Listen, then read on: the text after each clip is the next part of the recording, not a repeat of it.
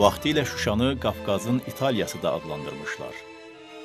1977-ci ilin avqust ayında Azərbaycan SSR Nazirlər Soveti Şuşa şəhərinin tarixi hissəsini tarix memarlıq qoruğu elan etmək haqqında qərar qəbul elədi. Şuşada bütün Azərbaycanda tar, kamança, ud, nağara və sair musiqi alətləri istehsal edən yeganə Şərq Milli Musiqi Alətləri Fabriki istifadəyə verildi.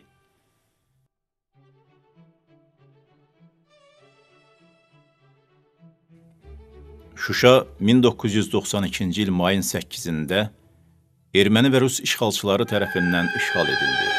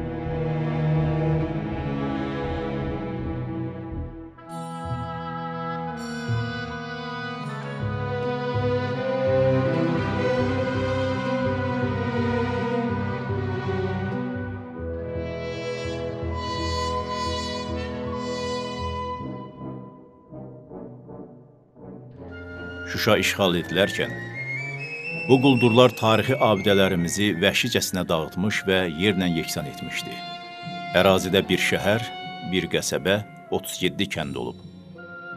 Şuşada Dövlət Dram Teatrı, Şuşa Televiziyası, Dövlət Qarabağ Tarixi və Şuşa şəhərinin tarixi muzeyləri, Üzeyir Hacıbəyovun, Bülbülün, Mir Mövsüm Nəvvabın xatirə muzeyləri, Azərbaycan Xalçası Dövlət Muzeyinin filialı, Dövlət Rəsm Qalereyası, 4 texnikum, 2 institut filialı, 25 orta məktəb, orta və orta ixtisas musiqi məktəbləri, 8 mədəniyyət evi, 17 klub, 31 kitabxana, 40 tibb müəssisəsi, 2 sanatoriya, uşaq sanatoriyası, uşaq sağlamlıq məktəbi, 70 yerlik turist bazası, mehmanxana, ictimai iaşə obyektləri fəaliyyət göstərirdi.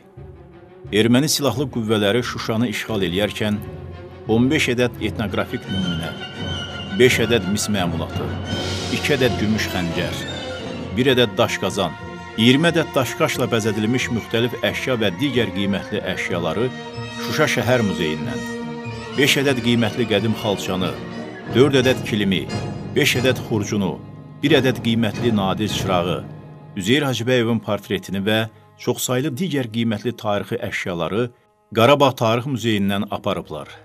Şuşa muzeylərinin qiymətli sərvətləri, rəsm və heykəltaraşlıq əsərlərini, xalça və xalça məmulatlarını, xalq tətbiqi sənət nümunələrini, arxeoloji tapıntıları, çox gərəkli sənədləri, Azərbaycanın görkəmli şəxsiyyətlərinin xatirə əşyalarını və digər qiymətli materialları Ermənistana aparıblar. Ümumilikdə 5000-ə yaxın müxtəlif eksponatlar qarət olunub. İndi həmin əşyalar xarici auksionlarda satılır, yaxud müxtəlif sərgi və muzeylərdə dünya ictimaiyyətinə erməni mədəniyyət nümunəsi kimi təqdim olunur. Bəli, 20-ci əsrin sonunda Şuşa tarixdə görünməmiş faciəli hadisələrlə üzləşdi və işğal olundu. Övladları yerindən, yurdundan didərgin düşdü, şəhidlər verdi. Ancaq əsrlər boyu olduğu kimi sınmadı, əyilmədi və Şuşa indi də yaşayır. Onun əhalisi Respublikanın 59 rayonunda 700 yaşayış məntəqəsində məskunlaşmışdı.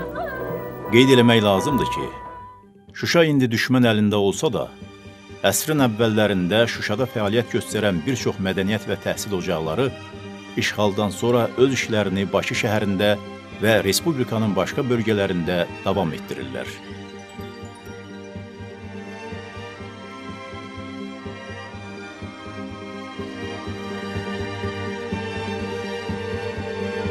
Tarixi Budda abidələrinin dağıdılmasına susmayan Dünya Birliyi, inanırıq ki, Şuşanın da azad edilməsində Azərbaycan xalqının yanında olacaq və onun haqq səsinə dəstək verəcəklər.